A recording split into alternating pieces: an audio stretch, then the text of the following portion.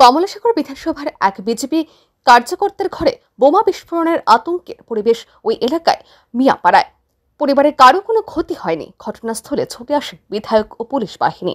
বাড়ির মালিক রাকেশ দেবের অভিযোগ, তাকে হত্যার উদ্দেশ্যে বোমা নিক্ষেপ করেছে দুষ্কৃতীরা। তদন্তের মাধ্যমে কমলাসাগর মিয়াপাড়ার বোমা হামলার ঘটনায় আকাশ দে ও বলরাম দত্ত নামের দুই অভিযুক্তকে আটক করেছে মধুপুর থানার পুলিশ। কমলাসাগর বিধানসভার অন্তর্গত চা বাগান এলাকার মিয়াপাড়ার বাসিন্দা রাকেশ দেবের বাড়িতে সোমবার ভোর আনুমানিক 3:30 নাগাদ বোমা বিস্ফোরণ ঘটায় দুষ্কৃতীরা।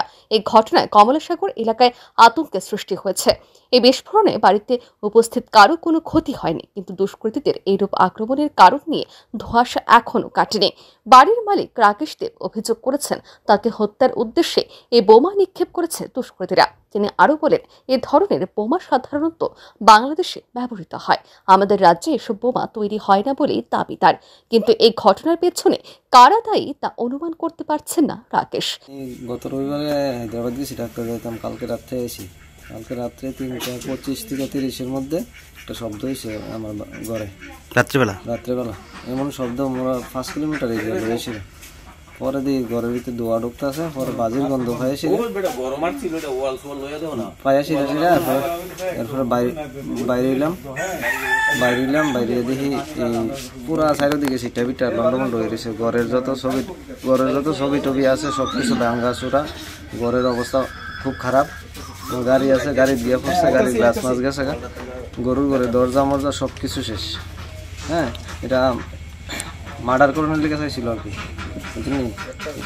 মার্ডার করানোর লিগে চাইছিল। এটা পরিকল্পনা চলতেছে অনেক দিন ধরে, আজকে 15-20 দিন ধরে আমার মারণের লিগে অনেক চেষ্টা করতেছে। ঘটনার খবর পেয়ে রাকেশ দেবের বাড়িতে মধুপুর থানার ওসি সহ পুলিশ ছুটে গিয়ে ঘটনা তদন্ত শুরু করেছে। হামলার ঘটনায় আকাশ দে ও বলরাম দত্ত নামের দুই অভিযুক্তকে আটক করেছে মধুপুর থানার পুলিশ। এদিকে রাকেশের বাড়ির অবস্থা পরিদর্শন করতে চান কমলাসাগর বিধানসভার বিধায়িকা। তিনি ঘটনার পরিপ্রেক্ষিতে বলেন, অল্পেতে রক্ষা পেয়েছে বাড়ির লোকজন। এই ধরনের ঘটনা যেভাবে আতঙ্কের সৃষ্টি করেছে, সেক্ষেত্রে এলাকার সকলকে ঐক্যবদ্ধ হয়ে থাকতে হবে, যাতে আগামীতে দুষ্কৃতীদের আক্রমণ ঠেকানো যায়।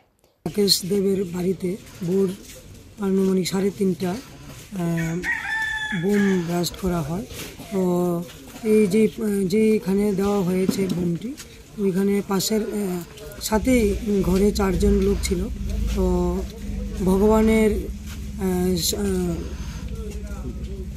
কৃপায় বোমটি অন্যদিকে ধাবিত হয় এবং বাইরে গিয়ে একটা গাড়ির সামনে ব্লাস্ট হয়।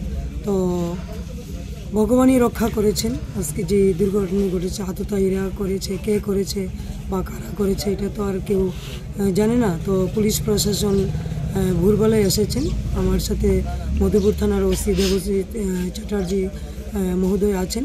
ওনারা দেখছেন কী করা যায় বা কে করেছে। তো আমি যারা এই এলাকার লোকজনরা আছে তারা খুব ভয় পাচ্ছেন। তো পুলিশ প্রশাসন দেখছেন বা তাদের সুরক্ষার জন্য বিএসএফও আছে সীমান্তবর্তী এলাকায়।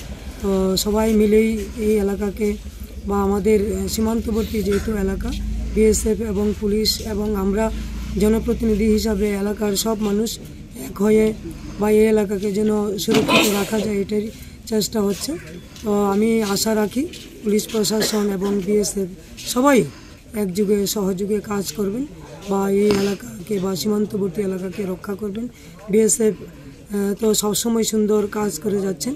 তো আমি সবার কাছে এটাই, এলাকাবাসীর কাছেও আমি বিনীত আবেদন রাখবো, পুলিশ প্রশাসন এবং বিএসএফ সুন্দর কাজ করছে, তাদেরও সকলকে সহযোগিতা করতে হবে। রিপোর্ট আর নিউজ।